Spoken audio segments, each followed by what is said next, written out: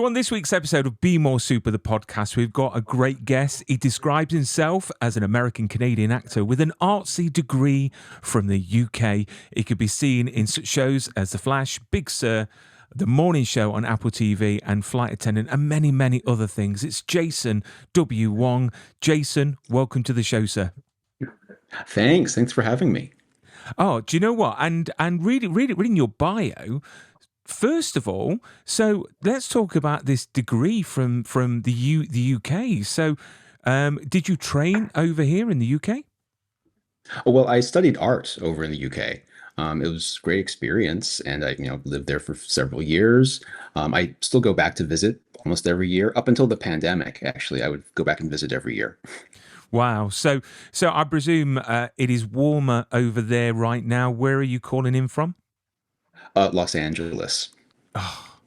So it's definitely going to be warmer. Currently, I think it's like -3, -4 at the moment. So it is pretty cold. And as Brits, we like to moan about the weather, whether it's cold or it's warm. But no, it's great to have you on. I mean, obviously, you've done loads of things. We're here to talk a bit about your career and also about this wonderful book that you've helped publish, which I think is absolutely amazing. So what initially drew you to this business? Because it's one of these businesses that is probably one of the most competitive. You've got to have such a thick skin. I mean, what attracted you to all this craziness of the acting world? I guess it had to be the creativity, and just it's so much more about the work than the process. Uh, Studying art, I ended up focusing on experimental film and performance art and video art and installation, and that started the whole process for me. And then when I moved to San Francisco and I started, that's when I actually began studying acting at the American Conservatory Theater in San Francisco. Oh, And wow. from there, I started on stage. And it was many years before I even got a commercial agent and started booking commercials. But it's been a slow process, but a good one. I can imagine it's quite challenging. I mean, I did performing arts at university, and I did acting, and I've done a few films. But I actually left the business because I just thought it was very well, it is over here, very fickle. You've got to look a certain way, and it's not about talent; it's about how you look. And I think that that's still the case in the way of the business. Ethnicity your size, or it's just ridiculous. I struggled with that, so I left. So I admire anyone that's actually still sticking it out and dealing with the ups and downs. But do you have a plan in place? Did you have a plan in place when you wanted to start this journey of what you wanted to achieve? And is that plan the same? It's actually been quite organic in how it's unfolded. And I think having a grounding or a foundation in theater and on stage really helps because, at least in my experience, on stage, the casting can be more diverse. You can suspend your disbelief for a Mm. lot of theater, or at least the audiences can. And so there are so many more possibilities. And when you're given those possibilities, and it creates that strong foundation and confidence, I think that you can take to any other medium. I mean, you've done obviously a lot of TV and film, and obviously theatre. I mean, what is it about the theatre that you love so much, and which do you prefer? Because I've got to say, theatre, you get that buzz when you're on stage. You're on stage in front of that audience, but obviously on TV and film, you've got to wait to get that gratification after it's filmed and after people watch it. So, which one would you prefer if you had a choice to do, like forever? Would it be theatre or film and TV? It might be theater. In both cases, I just like to work, and I love the regularity of work, and that's why theater, there is that regularity. You're doing 5, 6, 7 shows a week, Mm. and there's the repetition, and it's your job. You just go to work every night or every day. Um, And I with mean, film and television, yeah. Yeah, no, I was just about to say, do you do theatre now then? Because obviously, primarily you're doing TV and film. I mean, do you go back to the theatre? Have you since the pandemic? I have not. No, it's been a few years. So there's that obstacle to overcome. Sometimes when you're not in the world and there's not that same immediacy, you can sometimes lose a bit of momentum. And so the last few years, I've just been focusing more on film and television. Excellent. I mean, to date, obviously you've been in so many great shows and had so many great parts. But has there been sort of a part that's really challenged you that you thought, do you know what, I'm really glad that I said yes to? Do you mean in film and television or Yeah, theater or all the above or film and television? yeah. Film and TV. Yeah. Um, Gosh, I'm not. Well, I guess the most challenging one is most challenging parts are whenever you have to play a real person, a historical character. And I've done that for an indie film, Big Sur, several years ago. And that was a great experience working with all these other actors who were also portraying historical, real people. But there's a pressure there about doing justice to that person, whether they're alive or not. You want to make certain that you honor them. Mm.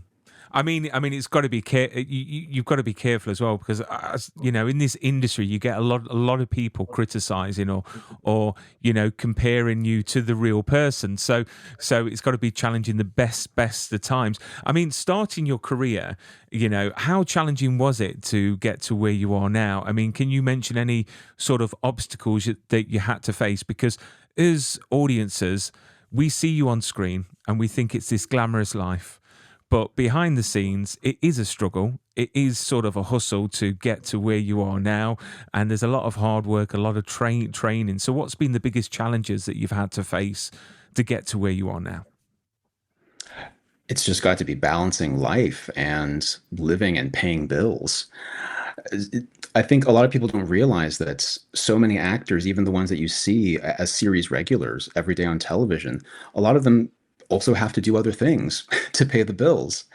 As we've seen from the recent actors strike, it's made it much more transparent how little sometimes we can make, even on programs and shows that run on Netflix or Hulu or any of the streaming services. It's it can sometimes be a challenge in that regard. And for me, up until about up until about 9 years ago, I had full-time day jobs, and so I've Mm. had other careers in addition to the acting. Mm. I mean, with the SAG strikes, I think even though actors weren't in a great place when the strikes were going on because obviously there was no income coming in, but from the larger scale of things, I think it was great to highlight the fact that we think these actors and yourself, you get paid loads of money. But the fact that I think it was like 85 or 83% of SAG members don't actually qualify for medical or something like that because of you're not hitting that threshold of earnings, which is shocking because we all pay these incredible costs for streaming and these services from Paramount Plus to Disney, and to know that the stars are getting paid not enough. It's a bit like when you get your coffee, you want to make sure it's fair trade. You want to make sure that the people picking the coffee beans are being treated well and they're getting paid, the right amount. I know it's a weird comparison, but it's the way that my brain works. It's a fair comparison, actually. Mm. It's just the strike just really highlighted that.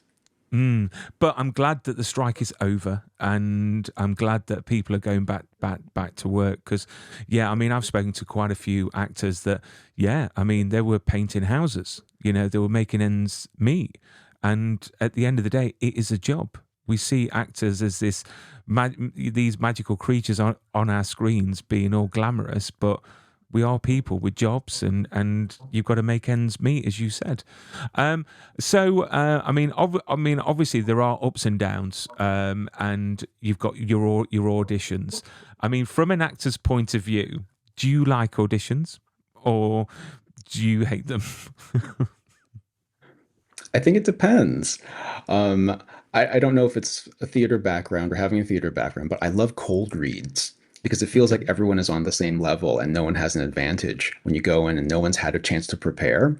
I love that for some reason. Yeah, I mean, auditions. They've changed over the years because obviously, very much so, they were in person. But then you've got self tapes. I mean, which do you prefer? Do you prefer the self tapes, or do you prefer actually auditioning in front of people? I've had a change of heart. I used to hate self tapes, but then during the pandemic and just getting used to it because that was the only choice, I realized that I had so much more control over how I was presented and how I looked on camera or on video, and it's changed my mind. It changed me completely. Mm.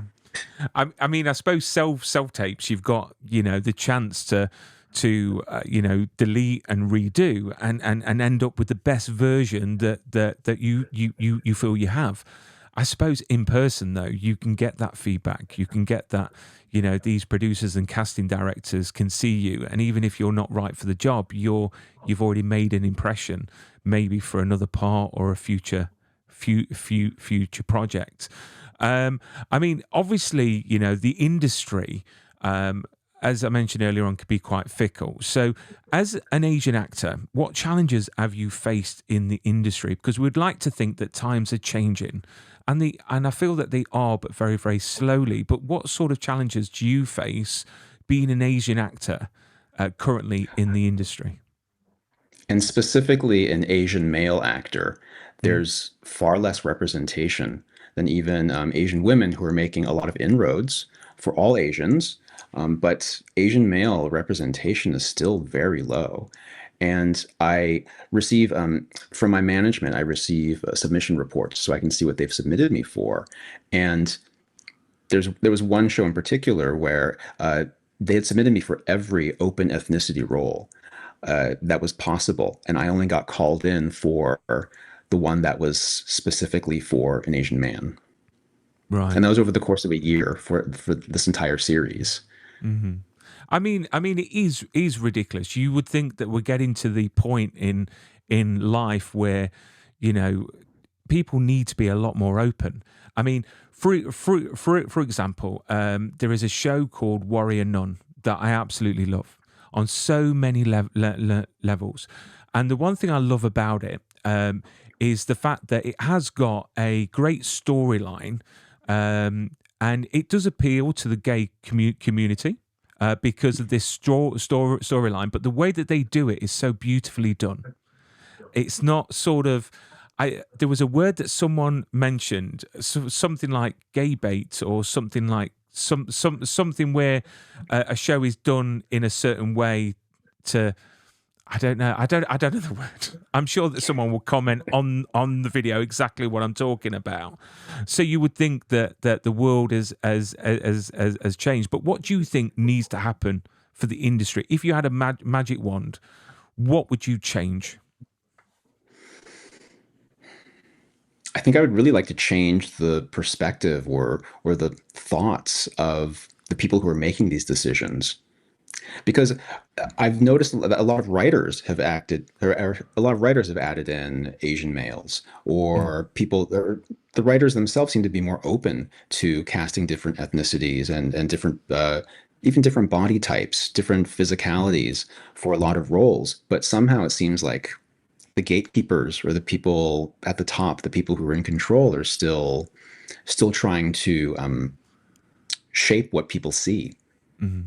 I mean, it's quite embarrassing as well to think that these little independent films, which I absolutely love, indie films. I think they're the best because you get a lot more heart, you get better stories, and everything. They do feature a lot of the diversity within our world, but it's the big studios that I think need to have words because I think you mentioned in a previous interview that having an Asian lead as a love interest in like a project is near enough unheard of, which I'm bringing up two little girls and I want them to see the world as colorblind as possible. Not thinking, orientation or race. And it's great to see certain shows and certain programs actually doing it really, really well. But it's quite sad to think that these big studios are still not getting the hint. But I mean, we've come a long way since Breakfast at Tiffany's, which is one of the most embarrassing things, really. And that just shows where we've come from and to. Which I'm glad to say, because that is shocking when you look back, because the world has definitely changed. So how important is it for the entertainment industry to tell diverse and authentic stories? And what role do you see yourself, playing in promoting inclusivity in future projects? I think it's about just reflecting the world around us, and not only that, but how we would like the world to be. Like you said, you're raising children, and Mm-hmm. how would you want them to see the world? I think of, and I mentioned this quite a bit because I just recently got back into it, was Star Trek. Mm-hmm. I recently got into Star Trek Strange New Worlds, and it just reminded me of why I love the original series and the Next Generation so much, because they were inclusive and they showed a world and a universe that we would like to have, one of peace and exploration. Conflict if it has to happen, but for the most part, the goal is to coexist peacefully and to have everyone on board. Yeah, and that show, and even Discovery as well, Star Trek Mm. Discovery, as well as Strange New Worlds, they're both doing an amazing job for that diversity. And secretly, I love when people start complaining, because I'm just thinking, do you know what? Get over it. Do you know what I mean? The world shouldn't be this hard to live in, and it's great to see them, tackle those, and at a level as well, because Star Trek is quite a high profile franchise. So for them to do that, I applaud them. So I wanted to talk about the book that you helped publish, because sadly, a couple of years ago, you lost your husband to cancer. Which I've got to say, cancer was one of those things. I lost my dad last year to cancer, and it's one of those things that grief can be a horrible thing. It's like waves; it comes and goes, but it never goes away. But you obviously used what you had inside to do something really positive and really, really nice. I'm going to bring the book up here, which is House Fire. If you could tell us a bit about the inspiration behind actually deciding on getting these stories and poems out. Well, first, I'm sorry about your loss as well. I'm sorry to hear about your father. Um, You're right. When you're in the throes of grief, sometimes it helps to channel it and to have some sort of mission or some sort of purpose. And after my husband Jim passed away, I just wanted to carry on his legacy. I wanted to carry on his work. I know that before he died, he said he just wanted to be remembered. And as a writer, I think that meant, he said it meant to have a book, to have something physical out there that people could read. And his work had been published before in different magazines and anthologies and different collections. But to have all of his work, or not, or to have a great deal of his work, it's not everything, but to have a great deal of his work compiled like this, I know would have meant so much to him. And so it was something that I felt compelled to carry on and to finish for him. Mm. I mean, when you say that it's not all his work, I mean, how difficult was it to get that collection together and actually decide what was going to go into the book, or was that decided beforehand? It's really interesting. My husband was primarily a poet, but when I approached this publisher, they had never published any poetry before. They typically did fiction or nonfiction. And so also mentioned that he had written a series of short stories. They're kind of in various stages of completion and in various different forms. But the publisher and editor said, let's take a look at those as well. And they decided to do a compilation of poetry and short stories. Well, it's definitely available in the UK because I've pre-ordered it. I have ordered it and it's on the way in like 3 days. So I look forward to reading it, because I love to discover new things, and I think the power of word, I think, is beautiful. I think it holds so much. I mean, is there a special part of the book that holds quite a significant part in you? Is there a certain poem or?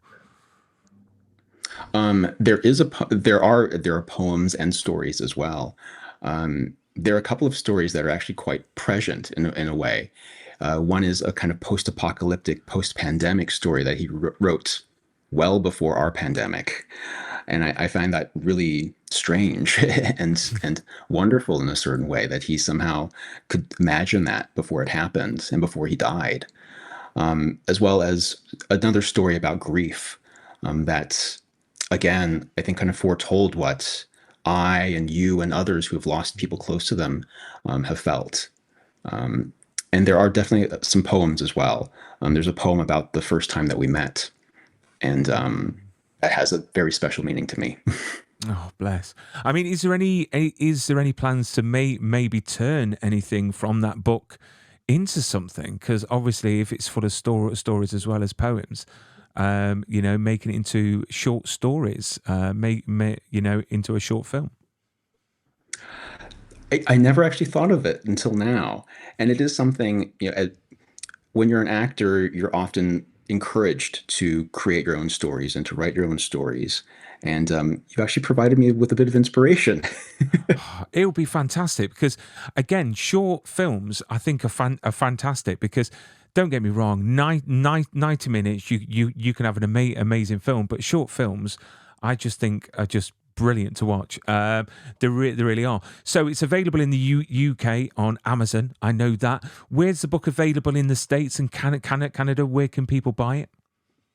You can also order it through Amazon or through your local bookstores as well. Every bookstore should be able to order it for you. So if you want to support your local bookshop, please do.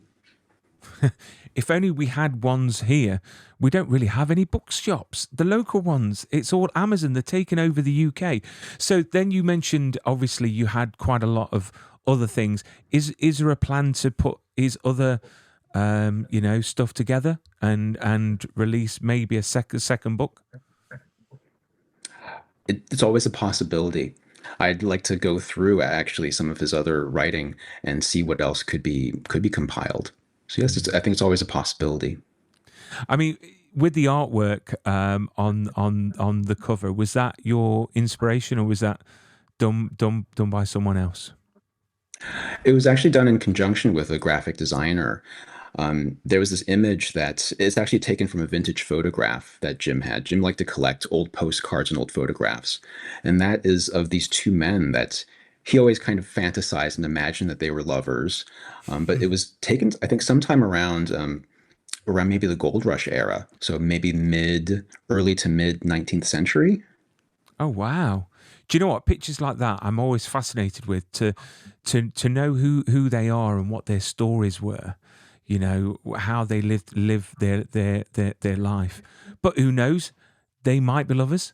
You know what I mean. It's great to think. But I mean, obviously we've got that book coming out. So go out, buy it. I think it's a great thing of what you're doing. Again, his legacy is going to be on people's bookshelves. And read and cherished and handed down. I am sure. So going on to obviously, your future. What have you got planned? What have you got coming up? Because you know, Oh oh, gosh. hello.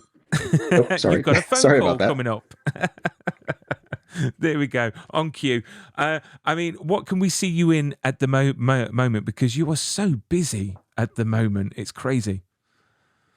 Well, right now, not to be a walking advertisement for Amazon, but this great feature that we did that might appeal to you as well with daughters is this live action feature that we did for American Girl dolls.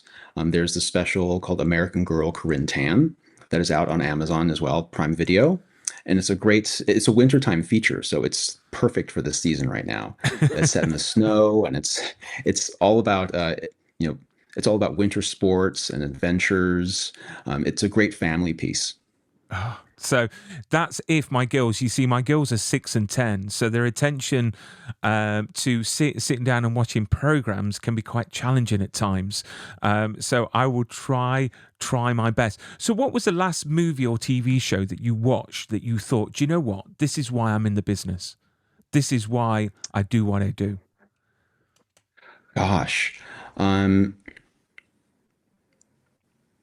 I have to say maybe it's also because it was one of the last things I worked on was the morning show, and this most current season of it has been amazing.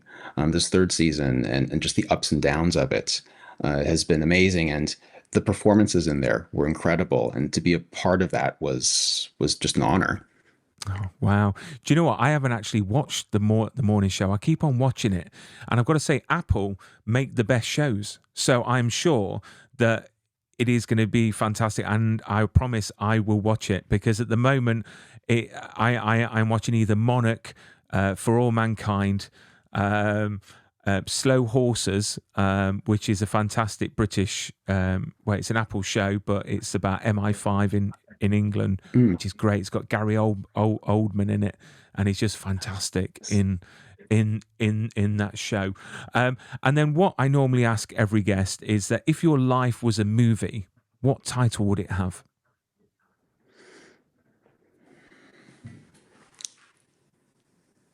I have no idea. I've never thought about that. And that is normally the reaction I get. But it's fine. You could name it. I have no idea. Um, I used to have an idea for my autobiography, but that's I think it might be a little risque these days. But Risque is good. It's good to flirt with that line and challenge the norm, because we don't want to be normal. We want to be extraordinary. We want to be testing that line. But Jason, you've been a great guest. I look forward to seeing everything that you do in the future, and I look forward to receiving that book. And I'll make sure I'll message you and let you know my favourite parts. Because I just can't wait to read it. But thank you so much for coming onto the show. thank you for having me, Brian. Thank you so much.